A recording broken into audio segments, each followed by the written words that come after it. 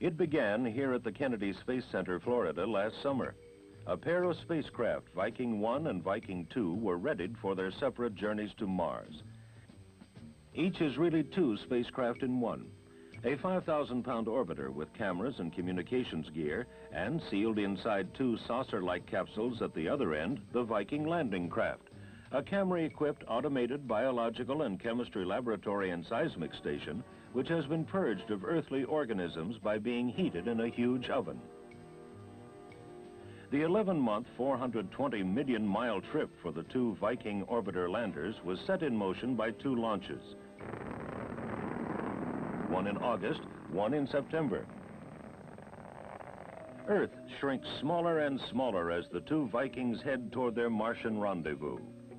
Then, braking rockets fire on command, slowing the first Viking explorer enough that it goes into orbit around Mars. For the next 2 weeks, the orbiting spacecraft will survey the surface below, transmitting pictures of possible landing sites to scientists on Earth.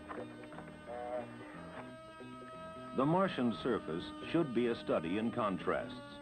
From vast, dust-swept plains to immense canyons and frost-covered plateaus, huge gullies and channels photographed by earlier Mariner spacecraft are believed to have been caused by running water sometime in the distant past. If all goes as planned, the first Viking lander will separate from the orbiting command ship and descend to the Martian surface, landing at 9:40 p.m. Eastern Daylight Time, July 4th.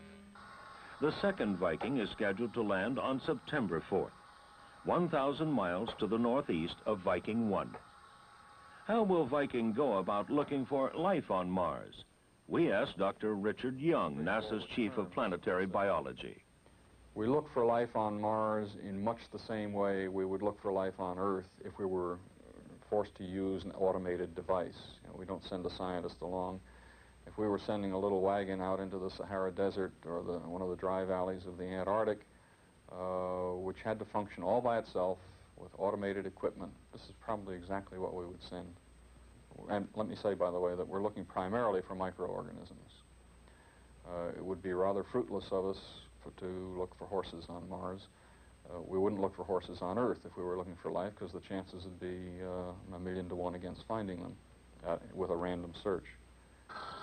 Viking's mechanical arm pulls in a scoopful of Martian soil and drops it into a 1 cubic foot box that's really 3 completely automated testing laboratories. It is here that the possibilities for or against the presence of life will be determined. What will it mean to Earthlings if life is found on Mars? It must mean that the universe is literally an inhabited universe with many planets that have life on it.